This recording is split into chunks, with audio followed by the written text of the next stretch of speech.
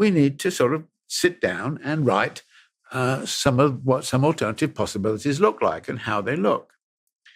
And I then look around and say, well, who is doing that? And are there examples of this going on right now? And to his credit, I want to say that Thomas Piketty is one of the examples that I want to look at. In his last book, which is about the question of equality, his last book is a very good example of at least beginning to think about the nature of the problems which we face. But before getting into Piketty, I want to make some comment about where he lies in the general spectrum of economic thinking.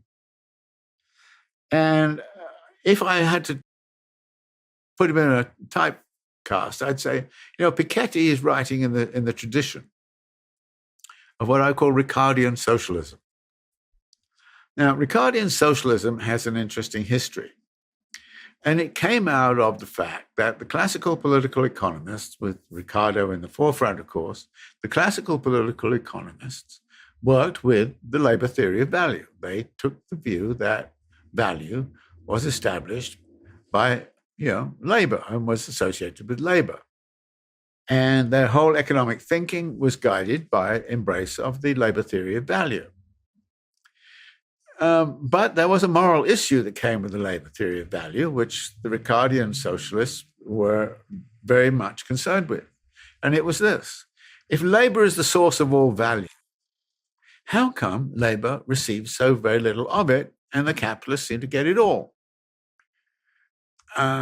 This was a bothersome moral question. And it was a moral question that was actually provoked by embrace of the labor theory of value. If you say value is labor and labor input, and you don't give the laborers anything, then there's something clearly wrong. And so a whole school of Ricardian socialists grew up, and this whole school was about trying to rectify that wrong, how to rectify it, and at the same time keep the economy running. And they started to come up with some very interesting ideas, which basically were about a redistributive socialism. That is, what they saw was production was generating the what was needed. That production was organized in a certain way, and they started to say, well, we can't do too much about production. But once the commodity is produced, we can do something about its distribution.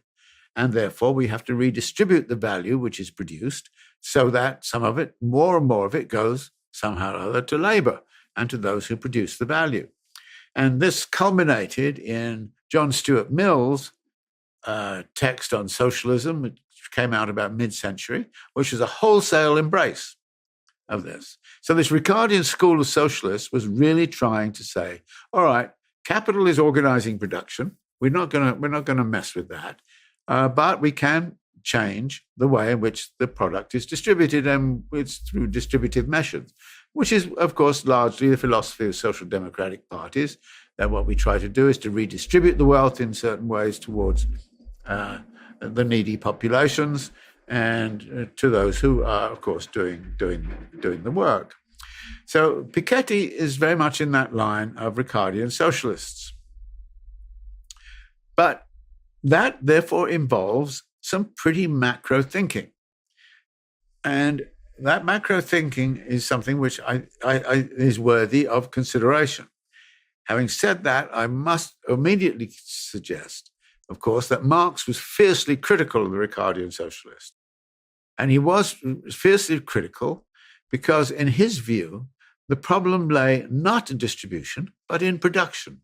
Who had the power to organize production, and who had the power to change, as it were, the economy in foundational ways? And Marx was kind of saying, John Stuart Mill thinks that socialism is about simply redistribution, when actually he says that we cannot interfere with the act of production, and production is a fact of nature. In fact, this is what Mill says. He says,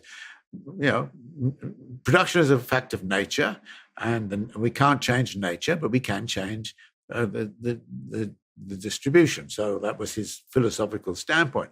And Marx hates that and says, no, I don't want anything to do with that.